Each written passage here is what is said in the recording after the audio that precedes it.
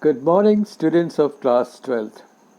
Today we'll begin our first lesson titled The Last Lesson from the book Flamingo. It was written by Alphonse Daudet, 1840 to 1897. Here the irony is that though it is a first lesson, but the title is The Last Lesson. Alphonse was a French novelist and short story writer. The Last Lesson is set in the days of the Franco-Prussian War, 1870 to 1871, in which France was defeated by Prussia, led by Bismarck.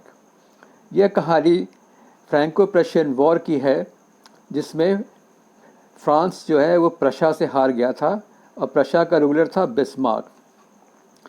Prussia then consisted of what now are the nations of Germany, Poland, and parts of Austria.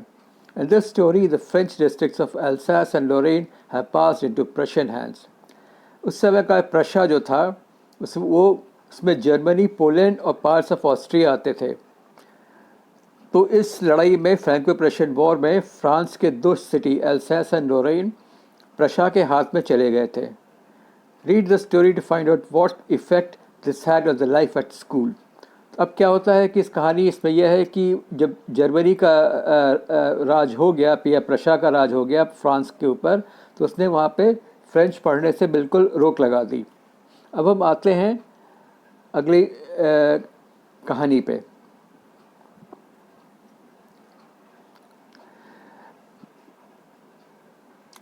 I started for school very late.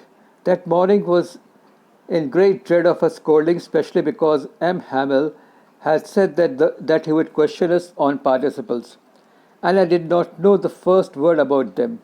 For a moment, I thought of running away and spending the day outdoors.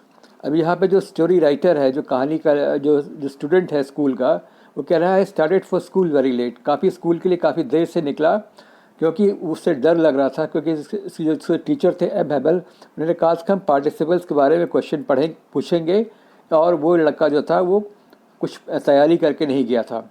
For a moment I thought of running away and spending the day outdoors. अब वो जो लड़का है वो सोचता है कि अब हम तैयारी करके तो नहीं गए हैं, तो हम दिन भर स्कूल से बाहर ही घूमते रहेंगे और समय बिता देंगे. It was so warm, so bright, the birds were chirping at the edge of the woods. And in the open fields back of the sawmill, the Prussian soldiers were drilling. और देख रहा कि बहुत ही गर्मी का दिन है और जो Prussian soldiers हैं अपनी ड्रिल कर रहे हैं, एक्सरसाइज कर रहे हैं. When I passed the town hall, there was a crowd in front of the bulletin board. For the last 2 years, all the bad news had come from there. अब वो जब वो टाउन हॉल से पास हो रहा है तो वहाँ पे एक बोर्ड लगा हुआ है, बुलेटिन बोर्ड, जहाँ पे पिछले 2 साल में जो अच्छी बुरी खबरें होती हैं वहाँ पे लगा दी जाती हैं.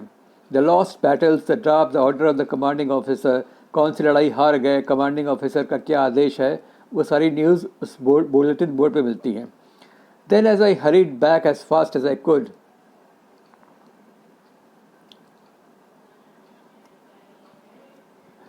I could go. The blacksmith watcher who was there with his apprentice reading the bulletin called for me. अब वो जब वो तेज़ी से स्कूल की तरफ जा रहा तो जो रहा है तो रास्ते में उसको ब्लैक स्मिथ मिलता है, उसका नाम है वॉचर. वो कहता है कि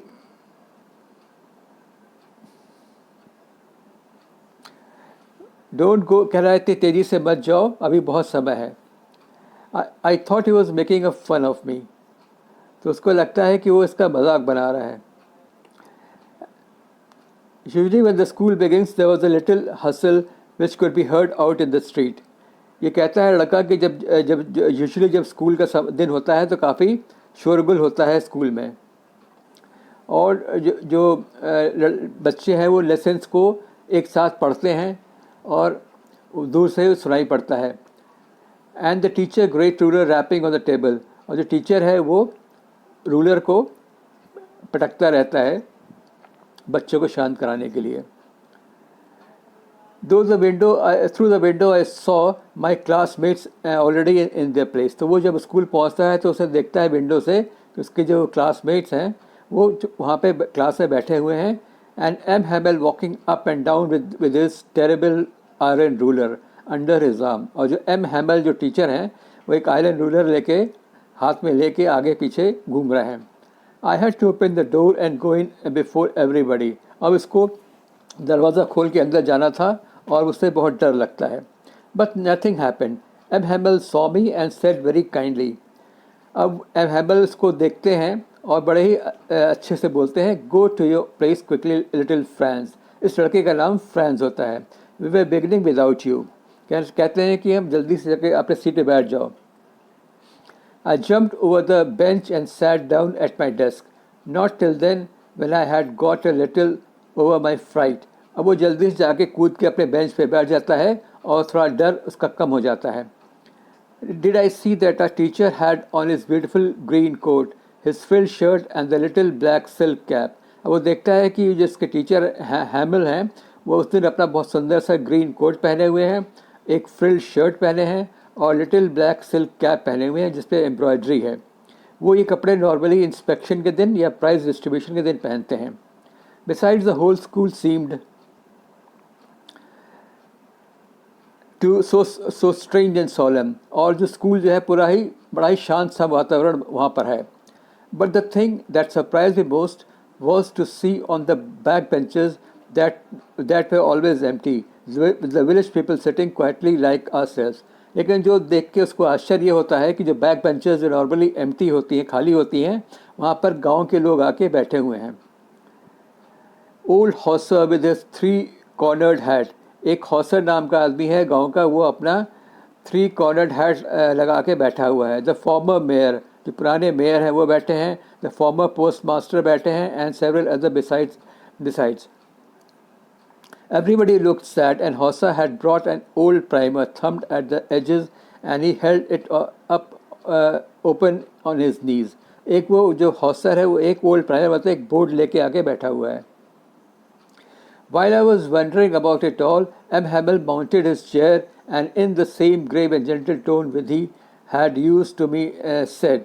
और वो जब वो सोच ही रहा था कि आज क्या होगा, देखा कि M. Hamel mounted his chair, अपने चेयर पे बैठ जाते हैं and in the same grave and gentle tone, अपने जो भारी आवाज़ में बोलते हैं, My children, this is the last lesson I shall give you. वो कहते हैं ये हमारा आज का आखिरी लेसन होगा, इसके बाद हम कोई लेसन तुमको नहीं पढ़ाएंगे.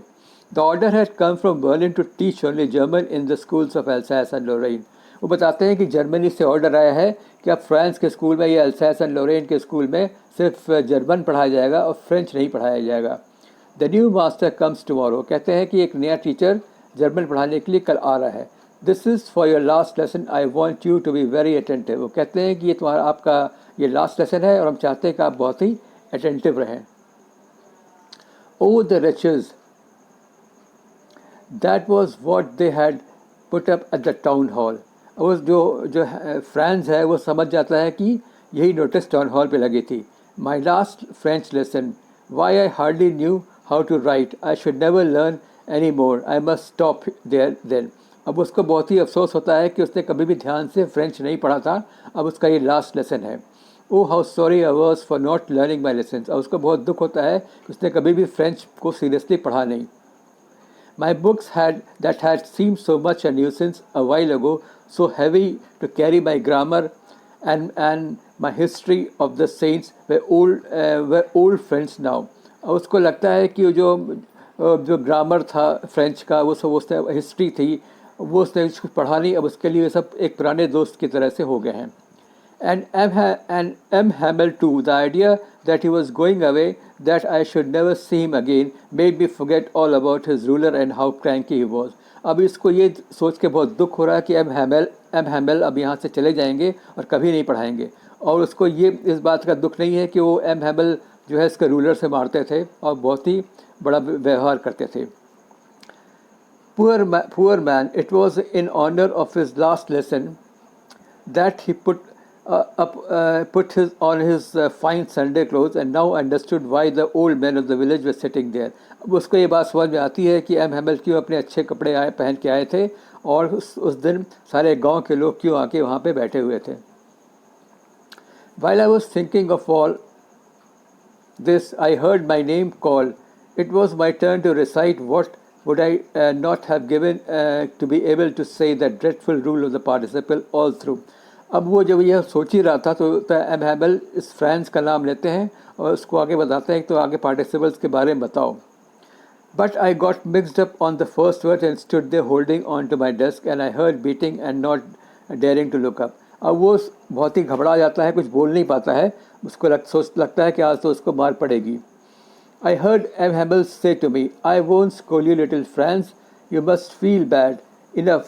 अब वो M. Hamel बोलते हैं आज हम तुमको डांटेंगे नहीं लेकिन तुमको बुरा लगना चाहिए इस बात के लिए कि तुम कुछ बता नहीं पा रहे हो. See how it is. Every day we have said to ourselves, bah, I have plenty of time, I'll learn it tomorrow. वो कहते हैं कि अभी तक तो तुम लोग ये सोचते थे कभी तो बहुत समय है, हम कभी आगे पढ़ लेंगे. I'll learn it tomorrow. And now you see where we have come out. अब वो आप कहता है कि एम हैमल कहते हैं कि अब तुम्हें लगता है कि अब समय ख़त्म हो गया है, अब फ्रेंच समय आगे कभी पढ़ने को नहीं मिलेगा. And that's the great trouble with Alsace. वो कह रहा है कि अल्सैस में अब आगे से जर्मनी पढ़ाया जाएगा. How is it you pretend to be a Frenchman and yet you can neither speak nor write your own language? तो एम हैमल कहते हैं कि अभी तो अपने को फ्रेंच तुम कैसे कह सकते हो जब तुम अपनी भाषा को न लिख सकते हो न बोल सकते हो. But you are not the worst poor little France, we have all a great deal to reproach ourselves with.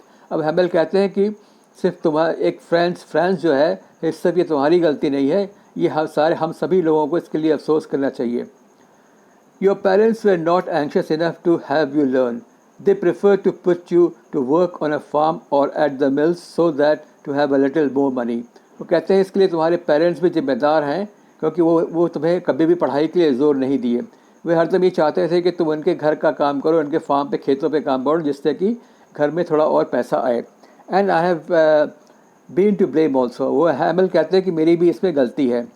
Have I not often sent you to water my flowers instead of learning your lessons? वो कहते हैं कि हम भी तुम्हें अपने garden में पानी डालने के लिए भेज देते थे और पढ़ाते नहीं थे.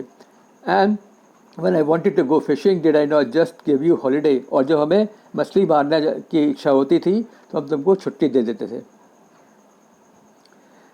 Then from one thing to another, M. Hamel went on to talk of the French language, saying that it was the most beautiful language in the world. अब हैमल बताते हैं कि फ्रेंच जो है दुनिया की सबसे अच्छी भाषा है. The clearest, the most logical, सबसे क्लियर भाषा है और मोस्ट लॉजिकल है.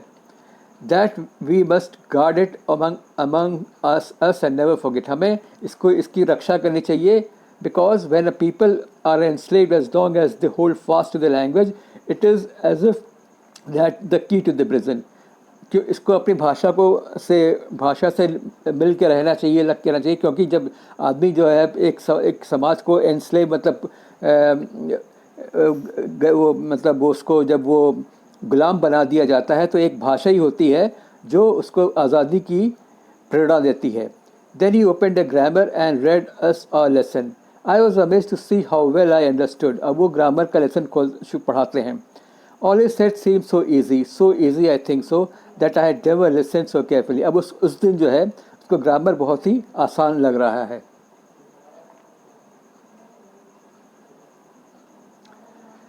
Explained everything with so much patience. It seemed almost as if the poor man wanted to give us all he knew before going and put it all into our heads at one stroke. उसको जो last lesson था उसको इतना आसान लग रहा था, ये अफसोस भी हो रहा था क्यों उसने पहले इस पर ध्यान से पढ़ा नहीं, इसलिए उसको बहुत ही अफसोस लग रहा था. So this way we come to the end of the lesson. That is the last lesson, though it is our first lesson. Thank you, students.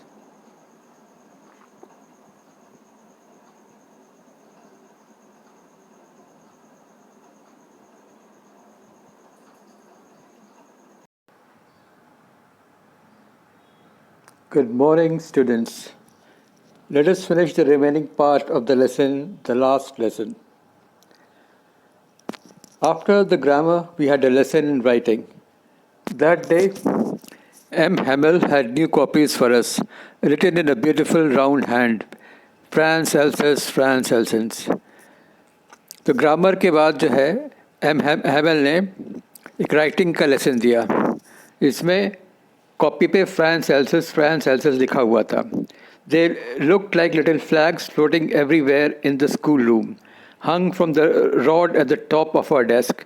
You ought to have seen how each one set to work and how quiet it was. तो बहुत ही शांत वातावरण था. The only sound was the scratching of the pens over the paper. Once some beetles flew in, but nobody paid any attention to them. Not even the littlest ones, who worked right on tracing the fish hooks as if that was French too. On the roof of the pigeons cooed very low, and I thought to myself, will they make them sing in German, even the pigeons? तो आगे जो वहाँ पे कोई क्या था कि pigeons जो थे कबूतर वो भी यहाँ पे आके बैठे हुए थे और ये फ्रांस है उसको लग रहा था क्या उनको भी जर्मन पढ़ाया जाएगा. Whenever I looked up, I saw M. Hamel sitting motionless in his chair and gazing first at one thing, then at the other, as if he wanted to fix in his mind just how everything looked in that little schoolroom. अब जो France है देखता है कि M हैमल जो है बहुत ही motionless बहुत ही सीरियस मूड में बैठे हुए हैं और जो सारी चीज़ें क्लासरूम में जो सारी चीज़ें उनको बड़े ध्यान से देख रहे हैं. ऐसा लग रहा है कि सबकी एक मेमोरी वो अपने दिमाग में बैठाना चाहते हैं. Fancy for 40 years he had been there in the same place with his garden outside the window and his class in front of them. Just like that. क्योंकि वो जो हैमल है वो 40 साल तक इस क्लास में पढ़ाते रहे हैं और उसी के सामने क्लासरूम सामने उनका घर था. Only the desks and benches had been worn smooth. The walnut tree in the garden were taller and hopvine that he had planted himself twined about the window to the roof. तो वो जो walnut tree था काफ़ी बड़ा हो गया था और हॉप वाइन लगाया था वो भी उनके विंडो के ऊपर फैल गया था.